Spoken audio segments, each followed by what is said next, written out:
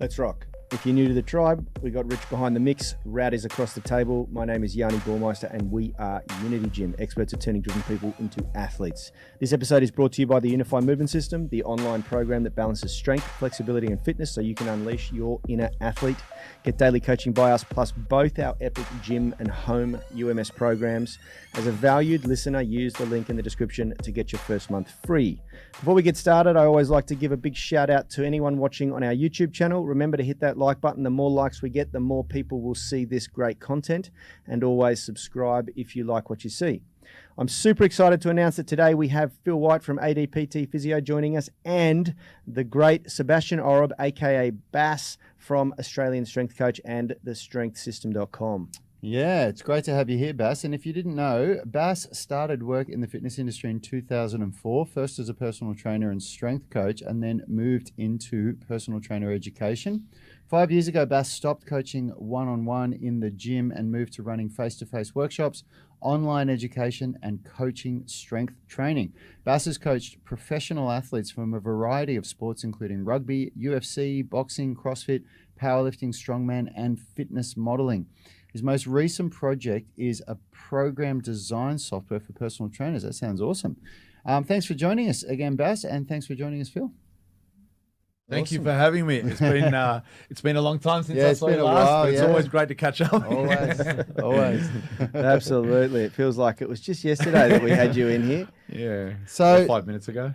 Look, today I wanted to talk to you a little bit about your recent transformation, because for so many years I've watched you. I mean, when you were, for those of you that didn't know, Bass used to train his clients out of Unity Gym. And I remember when I first asked you, so this was long after we'd first met, but when I first asked you how much you weighed, you were somewhere between 90 and 95. I think you were competing in the under 90. And then you got up to well above 110, right, at your top. And I've watched you on social media. We've chatted to you at your heaviest weights. What was the heaviest you got to? 118 kilograms. Be honest, yeah. 118, which I don't know what it is in pounds. It's like 260-ish pounds. Yeah, wow. Yeah. And how tall are you, just for those? 179. But I say 6 feet in shoes, so we'll go with that. Yeah, okay, That's what you tell the girls. That's what we tell the girls. Recently, I've seen you on social media. We haven't seen each other face to face for 6 months or so, but you've been, talking about that you're losing weight and that you're cutting calories. I saw you recently do a post about doing a 70-kilo dumbbell press, and you were really planning on getting a lot more reps, but you only got 7, and everybody knows 7 reps doesn't count, doesn't do anything for you, unfortunately. What's behind it, Bass? What's behind the weight cutting and the reduction in calories and all that stuff? Yeah, so as you said, when you first asked me, which was probably about 6 years ago, I was about 90. You hit the nail on the head. I was competing in the 90-kilogram class, so I was always sitting between 90 to 95. And actually, that was quite heavy for me. When I first started training with weights at this height, I was 63 kilograms. Yeah. So I'm not naturally a big guy.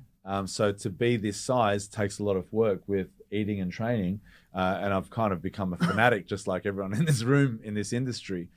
So being 118 kilograms, which was my peak in weight and strength as well, was extremely uncomfortable for me. It was great for lifting a heavy barbell on the spot, but nothing else in life was nice. 118 kilograms, walking across the road, I'd get back pump and I'd need to take a seat and just rest, because my back wasn't like a spinal injury. It was, the erector spinae just filled up with blood and I'd cramp and I couldn't move. So I'd have to take a seat and just wait till that recovered a little bit, which isn't nice. Taking your t-shirt off I need help with. From anyone else in the room, you have to take it off for me.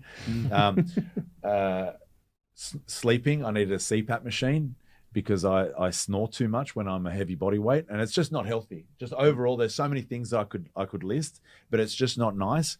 It's really great to make great Instagram videos where you're lifting huge amounts of weight, and it was a really nice feeling as well. I love the sport of powerlifting. I love the adrenaline involved in getting under a heavy barbell and pushing the body to do something that you couldn't do before.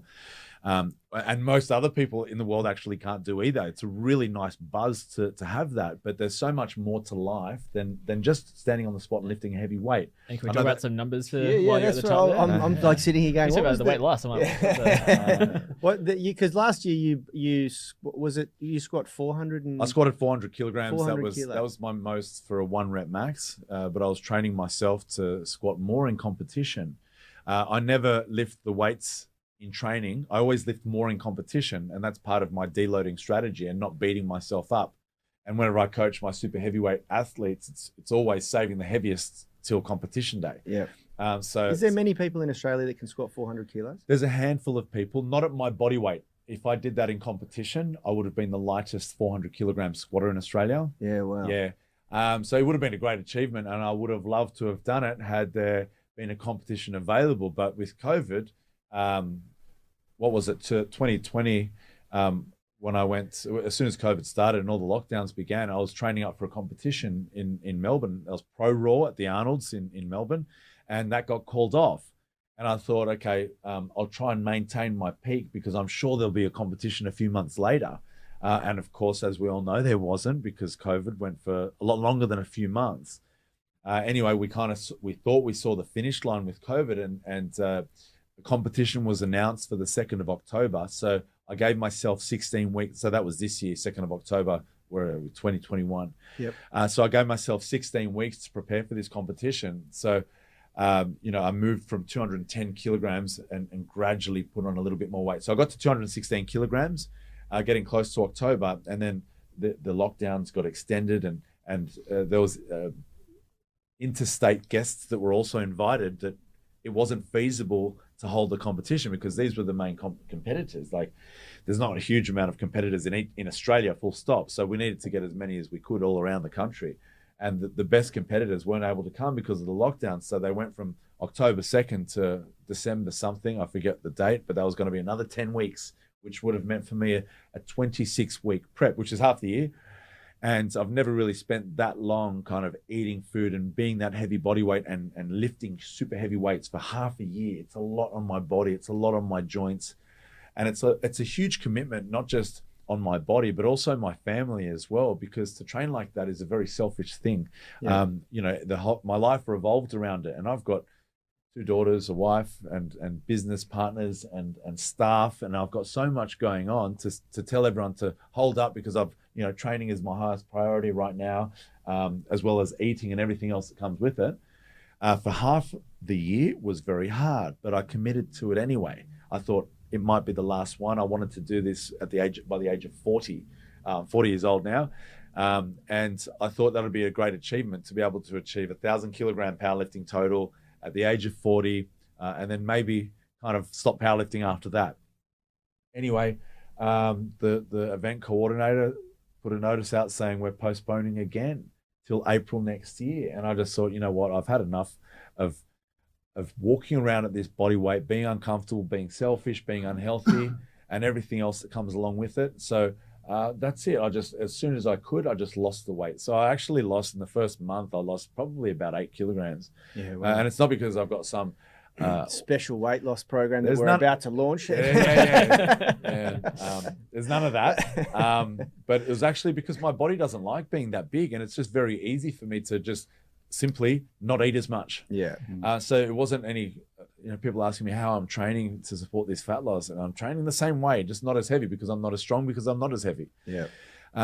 So I'm training the same way, which is the way that I've just loved training this way, which is lifting pretty much heavy weights for low reps, typical strength training with a bias towards the powerlifting movements, because that's what I'm good at, and I like training that way. Yeah. Not because it's the best, that it's more superior to fat loss than any other method. The best way to lose fat is intelligent approach to nutrition.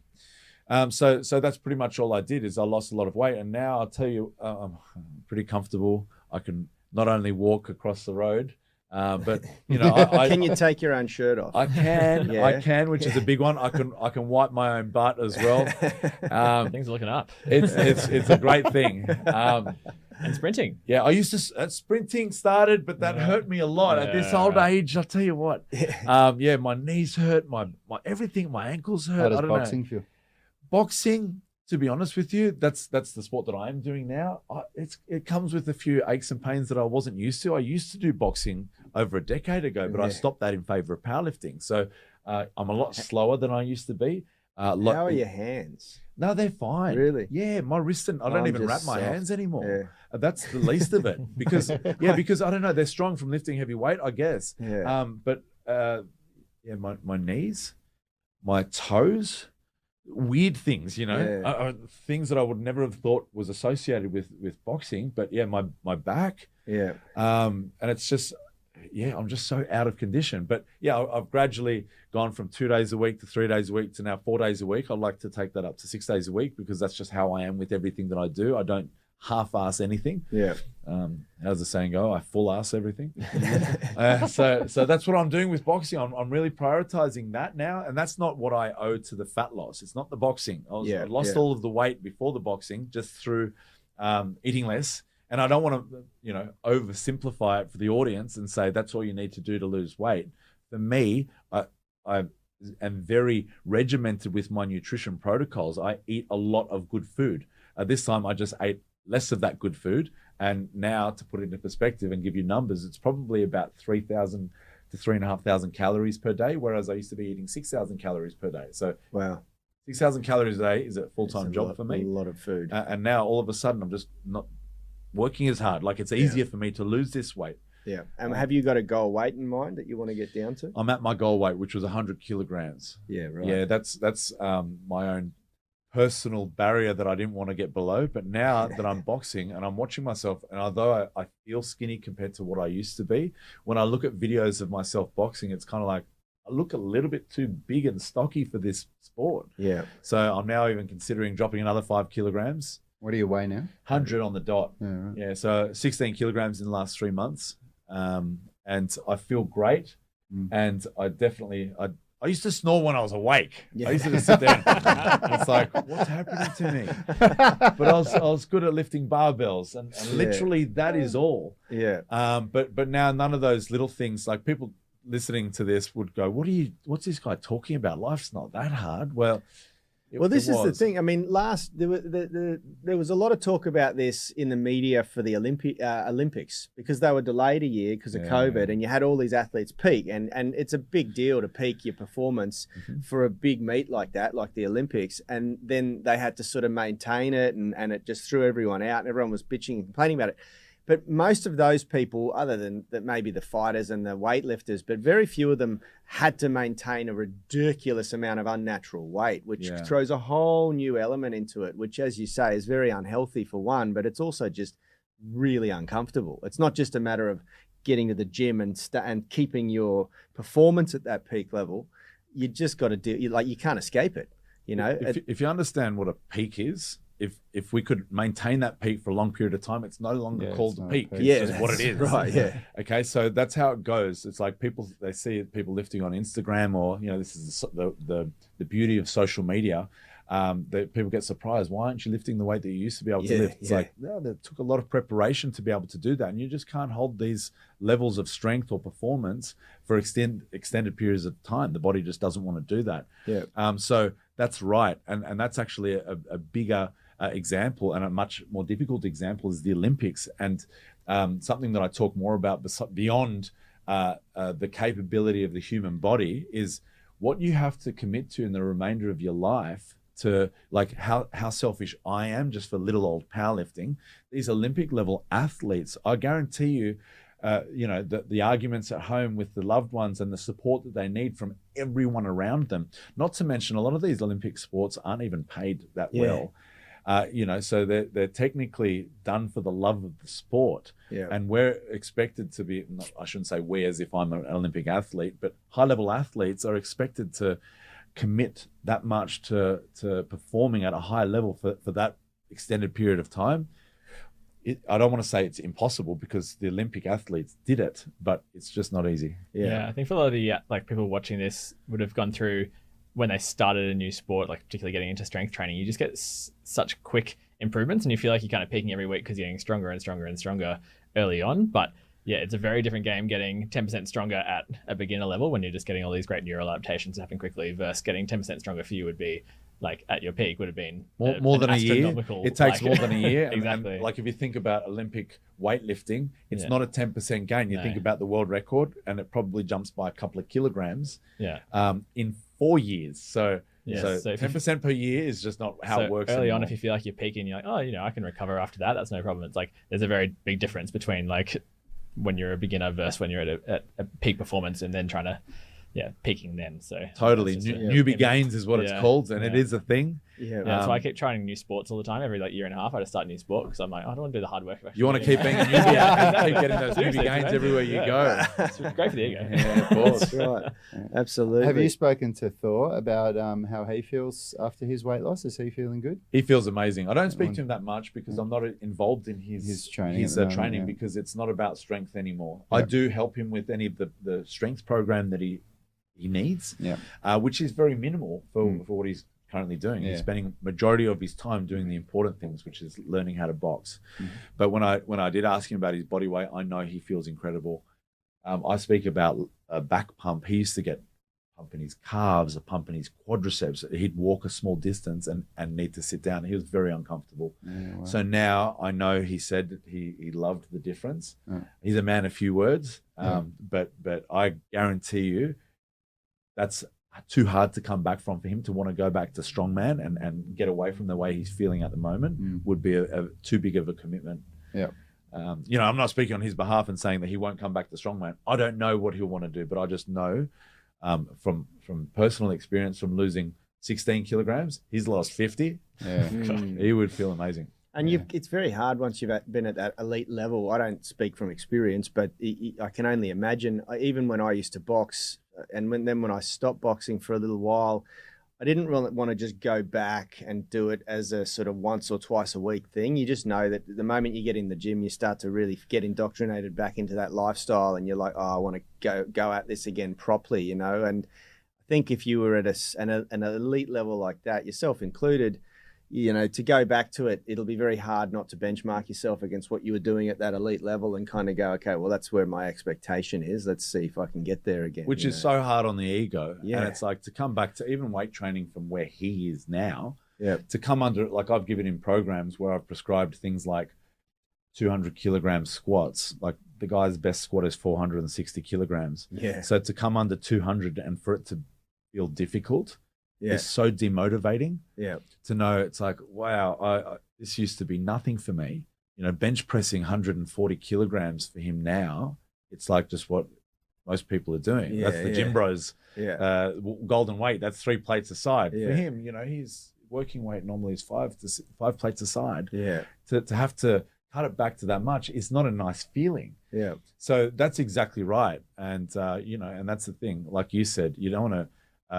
When you've been at that level before, you know what it takes, and when you go into a new venture, you go all in, and so that's what he's done with boxing and and the weight training. I don't know what it holds for him in the future. Yeah, we'll see. And how What about about you? you? Yeah, that's what I was thinking. What about you for the future? I don't know. My goal, I said before, I kind of wanted to do one last comp at 40 years old and put 1,000 kilograms on the board.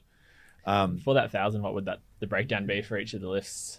So 400. So I've done 990 kilograms in training, which was 400 kilograms squat, 250 kilogram bench press, and then so that would stay. And then my deadlift was a little bit sub-maximal. I did 340, so I'd need that to be a 350.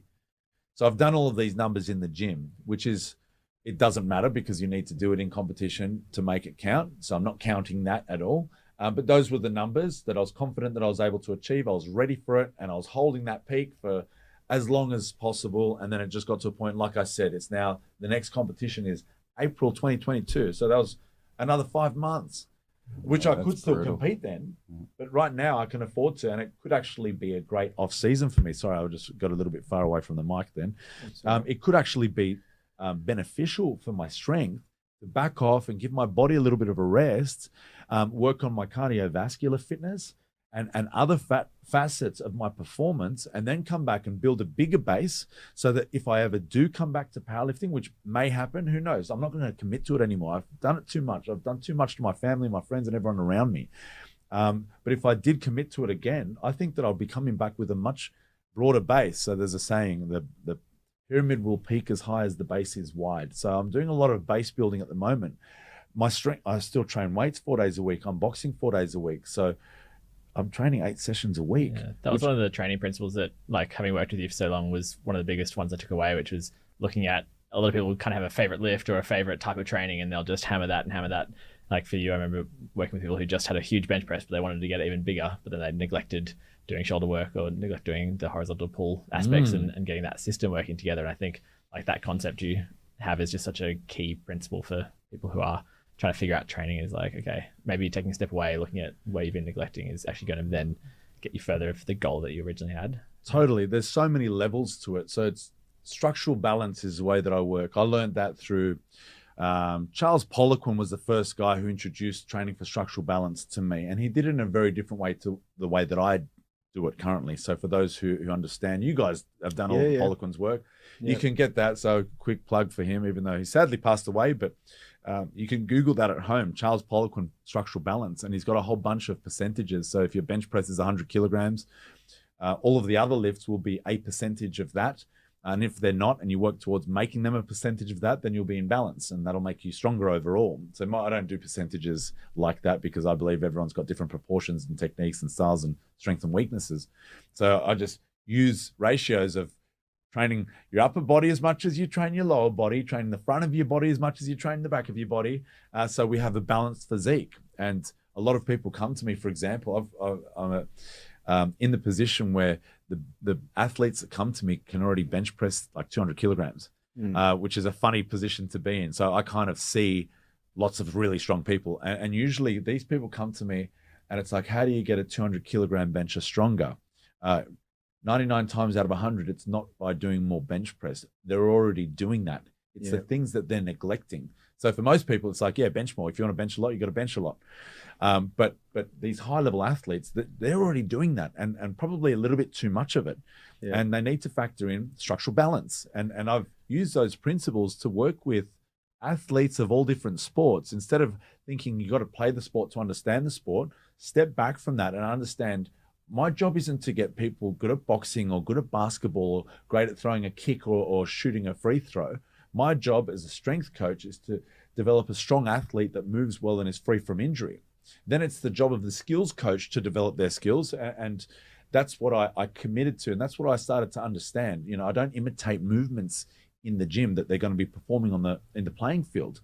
That's not a great idea, actually. So I specialize in what I specialize in. And that's the basis of my training is structural balance. So as I said, there's multiple levels of this. So I'm always working on structural balance, even as I'm peaking for a competition. But balance with health and lifestyle is a thing too. And it's not just balance within your body, it's balance within business, relationships, family. That's a huge component to a lot of high-level athletes' success, is they've got a lot of these facets of their lives taken care of. And if you want to get good at something, at one thing, something's got to give. So you can't let that. So when I was peaking for powerlifting, everything's in the back seat, and I can't do that for a long time. Yeah. So who knows what will come from this? I will never stop training with weights. I love strength training. It's what I'm about. I've invested a lot in a gym, just like you guys have. So, and you've got the next generation doing strength training now. Absolutely. So those who've been following, I've got my 11-year-old daughter is into the weights as well, and she's becoming quite the social media star at the moment, which I love. And it's a fine line between my competitive nature to get her to go all in with it. But it's like, that's not what kids are all about. They want to still have a bit of fun. And actually it's important for kids to have a fun. And this is something that I know a lot about, this pyramid peaking high and building a base. That base building for a child is all about playing a diverse range of different sports, not just committing it to just one sport, which is the way that I train. It's the whole boring approach. If you want to get good at something, you do it. And try not to do everything else at the same time, because that's when things get muddled up. Yeah. But yeah, for children and for her, that's a whole new topic altogether. But that's part of base building as well. There's so many levels to building this base, and I do believe that it's something that I was hugely against back in the day, was cardiovascular fitness. But when you're snoring when you're awake, your resting heart rate is through the roof. Your blood pressure is through the roof. Like, people started saying to me that I was a little bit more red than usual. And on my social media posts, it's like, yeah, it's because I'm lifting a heavy weight. But then it's like, there's not a big weight on my body at the moment and I'm still red. Yeah. It's like, that's not good. Yeah. And that's right. My blood pressure was high and I kept on saying, no, it's because I'm a powerlifter. And it's like, that's not a very good example to set. It's not a very good reason to be red. Yeah. It's not a very good thing to be red. You got to be healthy. Without health, you're nothing. So I don't know. I feel good. I don't know if I want to go back to being 116 or 118 kilograms again. You look good, man. Thank you. I You appreciate look that. You're looking good too, mate. Thank you, mate. You're older than me, but you don't look it, which I'm a little bit jealous of. He's older than me. But we'll move on. Yeah, that's right. I've got my hat on to shield the true age. Yeah, that's awesome. fantastic, and it's really nice to watch that evolution of your sort of training and family and business. And I could get you in and get you to talk about the evolution of your business for a freaking hour in and of itself. Which we probably will do. Yeah, that's right. Maybe tomorrow.